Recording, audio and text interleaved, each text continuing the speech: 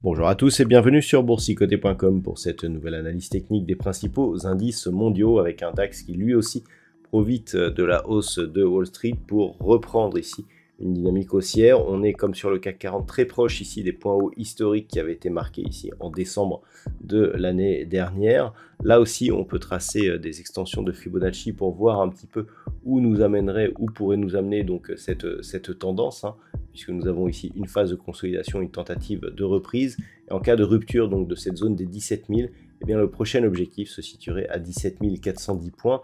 Donc pour le DAX, on est sur une tendance ici qui est en train de reprendre avec une forte impulsion, très peu de consolidation et donc un retour tout de suite sur les plus hauts. Il faudrait donc casser ici cette zone des 16 350 points pour invalider cette reprise haussière, puisque en cassant ici cette zone, eh bien, on aurait une configuration en double top qui apparaîtrait et qui pourrait nous donner un objectif de baisse assez marqué.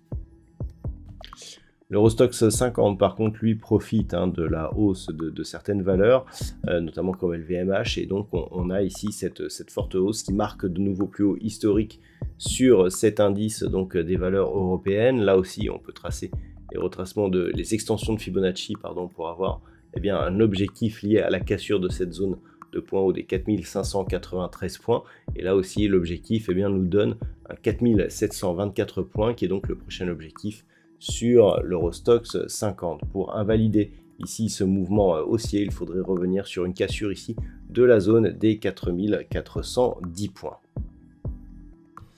Et donc nous sommes aussi sur une nouvelle zone de record au niveau du S&P 500 qui continue ici à évoluer sur sa bande de Bollinger supérieure. La rupture ici de cette zone de résistance à 4818 points a validé la poursuite ici et donc l'inscription d'un nouveau record sur l'indice élargi des valeurs américaines. Donc on est ici dans une poursuite de mouvement, passé de consolidation pour mesurer une extension de Fibonacci et donc un S&P 500 qui monte tout doucement et qui, tant qu'il restera au-dessus justement de cette zone des 4818 points, sera susceptible de continuer à inscrire des niveaux historiques et de rester dans cette tendance fortement haussière.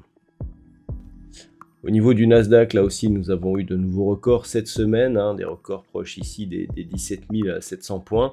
Donc on est venu ici casser cet ancien record ici, 16 764 points pour venir rafraîchir ce niveau. On est au-delà des 17 000 désormais. Donc un indice Nasdaq qui lui aussi se trouve dans une forte dynamique haussière, et ce tant que l'on est ici au-dessus de la moyenne mobile 20 exponentielle. Il faudrait une cassure de cette précédente zone de points haut qui se situe à 16 990 points pour commencer à donner des signaux d'un potentiel retournement sur cet indice. Donc sur le Nasdaq comme sur le S&P 500, on est sur un mouvement assez fortement haussier, donc sur cet indice des valeurs techno américaines.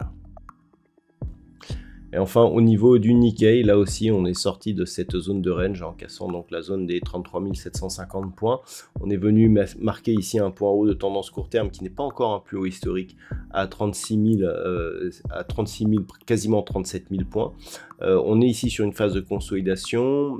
Bon, les cours ici pourraient continuer à monter. On voit qu'on est sur une dynamique assez forte, toujours au-dessus de la moyenne mobile 20 exponentielle. Il faudrait repasser ici sous 33 750 pour commencer à invalider la poursuite de cette dynamique. Donc ça reste haussier à tous les niveaux sur l'indice des valeurs japonaises. Voilà donc ce que l'on peut dire sur l'analyse technique de ces principaux indices mondiaux. Je vous souhaite de passer un très bon week-end et on se retrouve donc dès la semaine prochaine pour d'autres analyses techniques, toujours sur le site boursicoté.com.